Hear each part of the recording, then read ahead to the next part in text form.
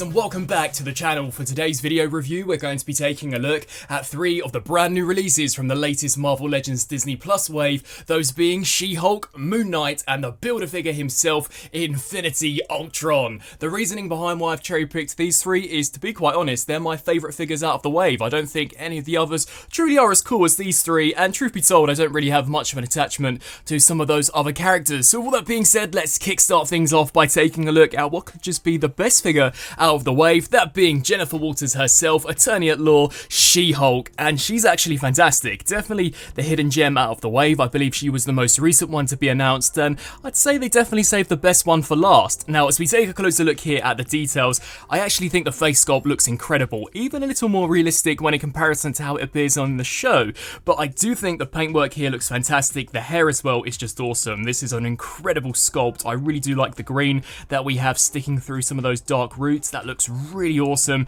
Definitely does make her look as if though she's in Hulk mode, and I absolutely love the outfit that we've seen. Now, at the moment, I'm only on episode 3, and I don't believe we've actually seen her sport this costume as of yet, but I have seen a few of the promo images, and it does appear to be pretty accurate. I think this entire chest region looks fantastic. The paintwork also appears to come out very nicely. I love how this looks. Very similar to the outfit that we saw Hulk sport in Avengers Endgame, and I also think the musculature detail that we have here for the biceps looks so cool. This figure is completely pinless, so definitely a very good looking action figure, and as we come around here to the back, you can see more of that awesome detail, and if you've seen the end credits of She-Hulk episode 3, you'll know that this region too is pretty accurate to how it appears in the show, so I thought that was a pretty sweet touch. As we come down here to the thighs, these are very thick and muscular looking as you would expect, and yet again that pinless tech just looks so cool, especially here for the knees. And then finally we come down here to the sneakers, which I think also have been painted and sculpted incredibly well. So overall, definitely a fantastic figure, but I think it is truly that head sculpt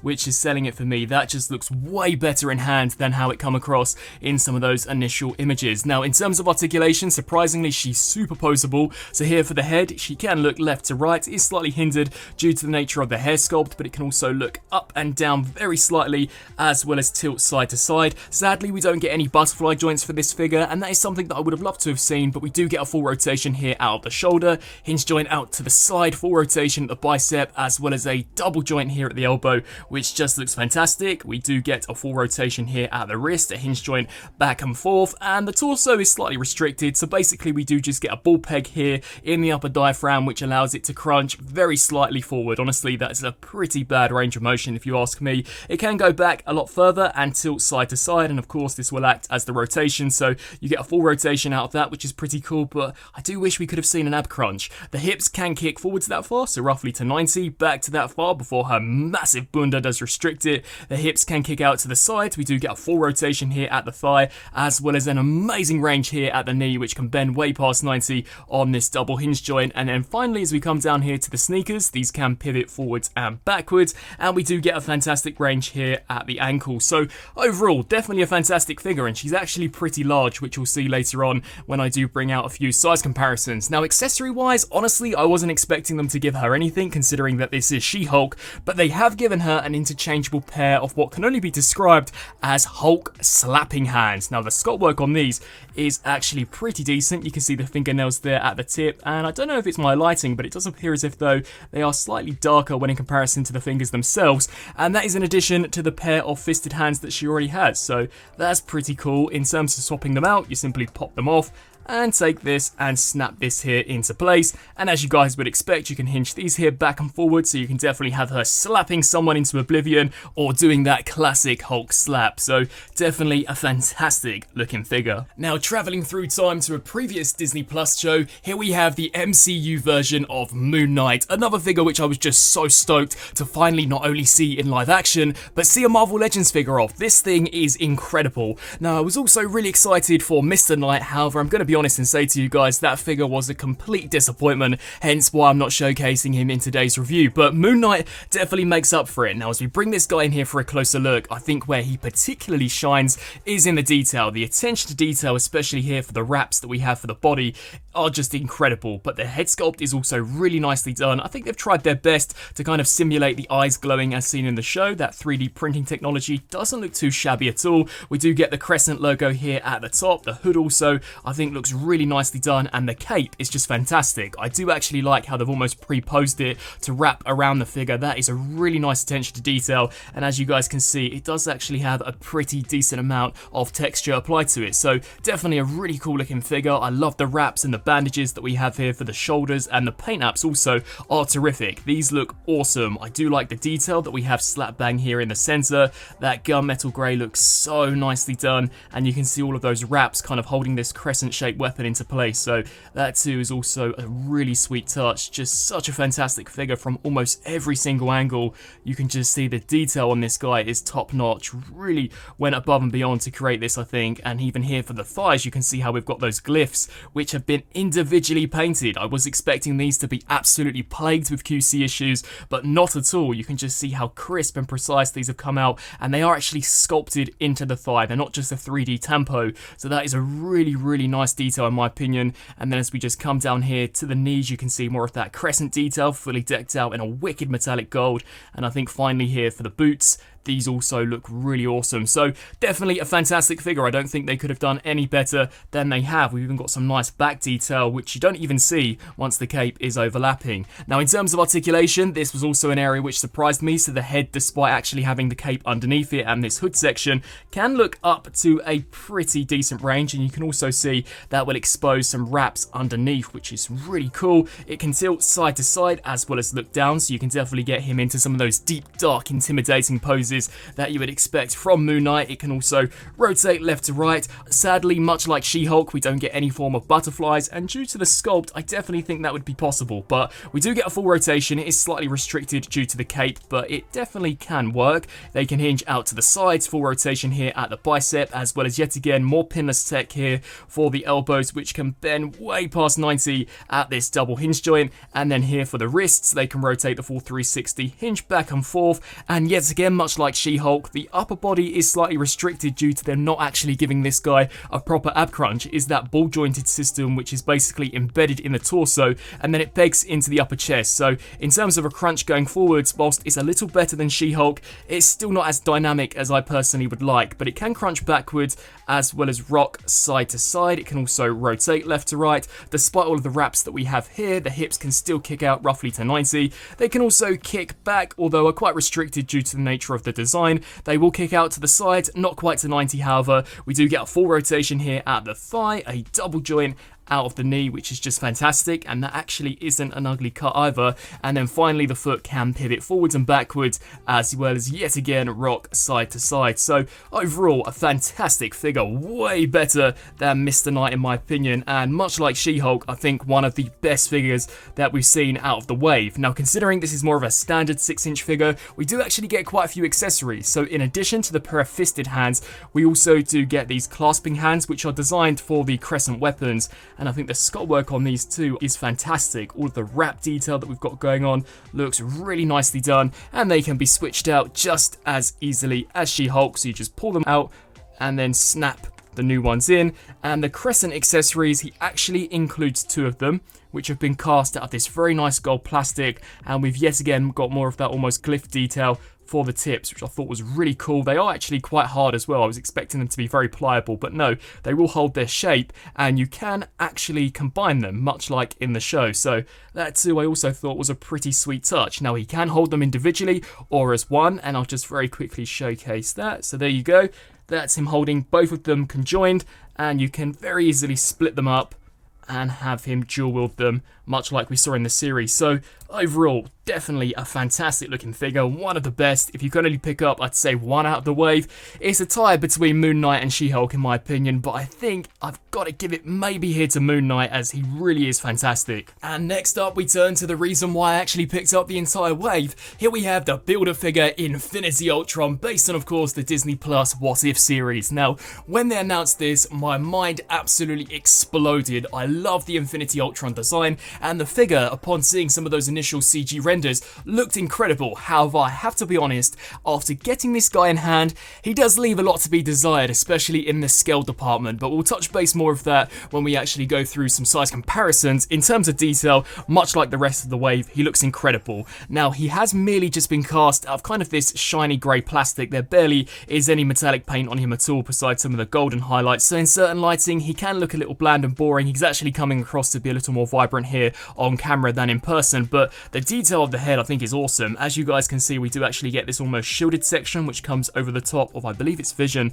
in the show. Sadly, no alternate head sculpt with this section actually raised, but I guess what can you do? I really do like kind of the subtle throwbacks to the old original Ultron design with these sections here sticking out to the side, and we do get the Mind Stone slap bang in the center of the crest, so all of that looks fantastic. I also like the golden highlights that we have around the jaw section. You can see some very nice sculpt work here for the neck, and of course we come to the chest piece, which does actually have all of the Infinity Stones embedded within, which also looks really cool, and I like some of this golden tech detail that you guys can see actually printed onto this chest piece. That's come out great. Now, as we flip our attention here to the back, much like Moon Knight, I absolutely love the way they've almost pre-posed this. Instead of just having it as a flat, bland, boring sculpt, they have actually given this some dramatic flair, which I think really brings this guy to life, even in just a standard vanilla pose. I do like how these almost shoulder blade sections do stick out of the back of the cape. I'll actually showcase later on how this is removable, but yeah, that all looks awesome, and we do get a very nice gold trim down here at the base. As we come back here to the figure, some very bulky, thick shoulder pads, which also have been sculpted very nicely, completely pinless as you would expect from a modern Marvel Legends. I think the golden paint apps look awesome, and all of the amazing mechanical detail and sculpt work that we have here for the torso looks great, and the legs also very Knight-esque in terms of design, really sleek, has this almost stainless steel effect. I just think this looks awesome, a very nicely sculpted looking Build-A-Figure. Now, in terms of his articulation, the head actually has an amazing range, so this can look down to a terrific degree, and that looks super formidable, and it can also be risen all the way up, so you can definitely get him into some super sick flying poses, so I thought that too was a nice touch. It is on a ball joint, so you do get a very minimal range looking left to right, and of course, it can rotate the full 360. Sadly, no butterfly joints here at the shoulders, but they will rotate, I'd say, roughly to 90 before you actually begin putting a little too much pressure here on this chest piece. They can also hinge backwards, out to the sides, full rotation here at the bicep, as well as a double joint here at the elbow, full wrist rotation, and a hinge joint which can go back and forth. Much like the previous two figures, no proper ab crunch, so you really do just rely on the ball joint here for the torso. It can crunch forward to a decent amount, but yet again, I would have loved for this to have gone the full 90 degree. We can also bend it backwards, tilt it side to side, and it will also rotate left to right on a very soft indented ratchet joint. The hips can kick forwards to that far, so I'd say roughly to 90 if you were to really push it. They can also kick back a tiny amount, out to the side, full rotation here at the thigh, as well as a double joint at the knee, which also doesn't look too bad. And then finally, as we come down here to the feet, these can rock forwards and backwards to a great range, as well as side to side. So that pretty much wraps up Infinity Ultron. Just to very quickly showcase the accessory, we do get this gigantic lance weapon. Now, this thing is actually quite ridiculously huge, as he really can't hold it all that well. Now, one thing I will mention is when you get this out of the box, 9 times out of 10 it's going to be really warped, and this thing was such a pain in the butt to actually get straightened out. I did use the boiling hot water method, and as you guys can see, even then it is at a slight angle, but this thing's massive. It has been cast out of some very gummy, pliable plastic, so that's unfortunate. I get why they've done it, but I do wish it was slightly firmer, and we do get some nice details here for the larger section, as well as for the circular pieces, but he really can't hold it all that well. The grip isn't fantastic, so 9 times out of 10 it will actually fall out of the hand, and considering how hefty it is, the wrist can be very easily manipulated due to just the weight, so it does make posing him near enough impossible, and he's also quite top heavy with this, so I wouldn't recommend actually leaving him on a shelf with this in a dynamic pose, as 9 times out of 10 he will topple over, so you have to have him in this almost vanilla pose, which doesn't look the greatest. Now, you can split this up, which is personally what I like to do in terms of a display, so you can pull this top section here, the larger piece, clean off, and give him the smaller part of the lance, which I think is a little more manageable and definitely does allow the posing to go a little further. Now, just to very quickly showcase how he looks without the cape, as you guys can see, very Age of Ultron-esque now in terms of design. I actually don't think he looks too bad. It's very plain and boring, however, so definitely I would whack that cape on, but you guys can see we do get some very nice paintwork, and they've actually painted the inside. There is some almost shadowing detail here for the inside of the cape, which I thought was a pretty nice attention to detail. It's something that once you actually get this here pegged onto the figure, you probably wouldn't notice all that much. So definitely overall a decent BAF, but I have got to say I do have some big issues in terms of the scale. And talking of scale, here we have She-Hulk compared alongside two more or less average 6-inch scaled figures, those being Hawkeye and Kate Bishop from, of course, this Disney Plus wave. And as you guys can see, She-Hulk is actually a fair amount bit bigger than both of these, much like we see in the show. Here we have She-Hulk alongside the only other MCU version of the Hulk I own in the collection, that being the Age of Ultron 2-pack release. And yet again, she's still a very big figure, not quite as big as what I believe used to be the old Build-A-Figure Hulk, but still decently sized. I think Professor Hulk, or Smart Hulk, whatever you want to call him, is a little smaller when in comparison to this almost savage Hulk that we saw from Age of Ultron, but scale-wise, I think had we seen this version of Hulk actually compare in the show alongside She-Hulk, I think this would be roughly what we could expect. And then we turn to another comparison, which is where I have a few problems with that Infinity Ultron. Here we have our Build-A-Figure Ultron compared alongside She-Hulk, and as you guys can see, the regular standalone release of She-Hulk is actually bigger than our Build-A-Figure, which I wasn't expecting at all. And when I actually bring out the previous Disney Plus Build-A-Figure, you guys are definitely going to see that I think the scale was slightly off. But yeah, She-Hulk is bigger than our Build-A-Figure, which is something that I just was not expecting at all. Moving on to some comparisons here now for Moon Knight, we have him compared alongside some of his wave mates, those being She-Hulk and Miss Marvel, Kate Bishop and Hawkeye. And then finally we turn to some of the comparisons here for our Build-A-Figure Infinity Ultron, and this is where one of my biggest problems lay with this Build-A-Figure. As you guys can see, the previous one that we saw for the first Disney Plus wave, that being the Watcher, is way bigger than Ultron, and if my memory serves me correctly, when these two actually go head to head in kind of that final episode, I think that Ultron should be either almost eye to eye with this guy, or just maybe slightly shorter, nowhere near as small as we're seeing here in this comparison. Call me crazy, I could be completely off the mark, but I definitely remember him being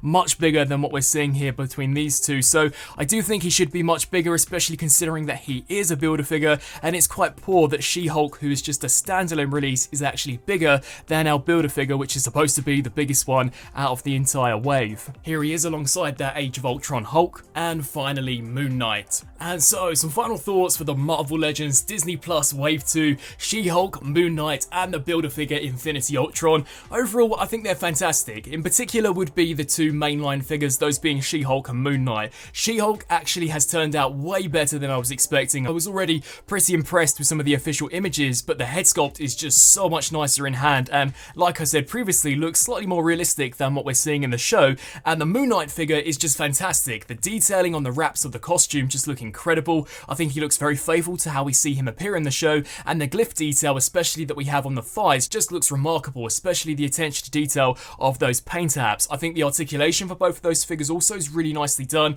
My only biggest qualm that I have is that I would have loved to have seen a much greater range of motion out of the torso. I'm quite surprised that we haven't actually seen a proper ab crunch on at least the Moon Knight figure. I can kind of understand as to why we maybe couldn't see it with She-Hulk, considering that she does have quite a slender, slim torso, but I definitely think we could have seen something a little better with the Moon Knight figure. And then we turn to the Build-A-Figure Infinity Ultron, and sculpt-wise, it looks fantastic. I do think the grey plastic is slightly underwhelming, but we've come to expect that with Marvel Legends figures, in particular would be Ultron's, especially if you go all the way back to the MCU version. I think the paintwork for the Infinity Stones all looks great, the golden highlights look cool, the lance weapon is massive, maybe a little too big. I don't think the grip on this guy is as great as I personally would like, and I definitely wish he came with some alternate hands or maybe an interchangeable head sculpt. And scale wise, I'm sorry, but I think he's way off. I think he should be much bigger than what we're seeing here with this figure. I could be completely wrong, but I definitely remember him being more along the lines of what we saw with the Watcher in the show, when in comparison to basically your borderline average 6-inch scale release. I would love to hear your thoughts down in the comment section below. I really appreciate you guys checking out this video,